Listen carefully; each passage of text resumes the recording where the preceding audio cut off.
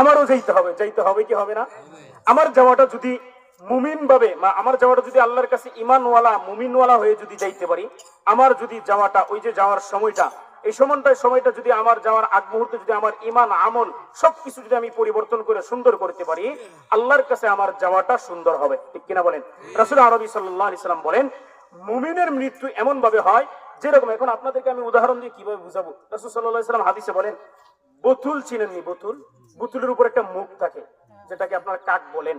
ওই কাকের যে মুখ খোলার পরে বোতলের পানিটা শেষ, পুরা পানিটা ফালায় দেওয়ার পরে, এই পানিটা পড়ার পরে শেষ বিন্দু যেই পর্যন্ত, যে একটা ফুটা পড়ানোর শেষে এই একটা ফুটা পানি ফালায় দিছি, তারপরে দেখবেন আস্তে আস্তে আস্তে আস্তে করে একটা ফুটা পড়ে, কিন্তু সোয়ায় সোয়া একটা ফুটা পড়ে এরকম।